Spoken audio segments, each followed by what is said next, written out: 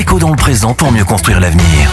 La chronique d'Interentreprise avec Francette Florimond. Bonjour, j'espère que vous allez bien. Faisons maintenant une plongée dans le contenu de la Charte sociale européenne. Le premier article de la première partie stipule que toute personne doit avoir la possibilité de gagner sa vie par un travail librement entrepris.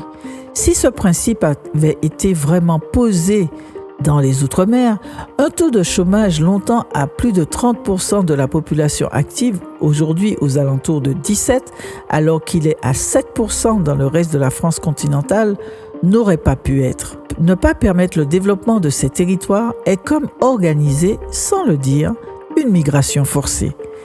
J'aime beaucoup l'article 3. Il déclare que tous les travailleurs ont droit à la sécurité et à l'hygiène dans le travail.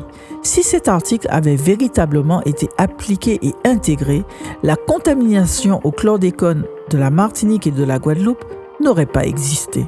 L'article 6 est encore plus beau. Il dit « Tous les travailleurs et employeurs ont le droit de négocier collectivement ».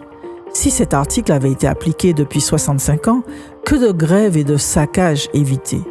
L'article 12 indique que tous les travailleurs et leurs ayants droit ont droit à la sécurité sociale et l'article 14 que toute personne a le droit de bénéficier de services sociaux qualifiés. Ici, la France s'est montrée créative. Si depuis 1954, le régime d'assurance sociale a été étendu aux Outre-mer, mais c'est avec des adaptations et des niveaux de protection notablement différents, des conditions d'ouverture des droits plus sévères, des délais de carence plus longs et des montants versés bien inférieurs. Si les décalages se sont réduits au fil des années, il en demeure encore aujourd'hui, notamment au niveau de certaines prestations versées, dont les aides au logement. Dans son article 30, la Charte européenne sociale pose comme principe que toute personne a droit à la protection contre la pauvreté et l'exclusion sociale. En 2022, l'INSEE mettait enfin en lumière que 50% des Martiniquais, 56% des Guadeloupéens, 69% des Guyanais sont touchés par la pauvreté. Sur le continent, c'est 20% de la population, sans commentaire. L'article 31 déclare que toute personne a droit au logement. Le retard pris dans la construction de logements outre-mer est estimé à 30 ans par rapport à la France continentale.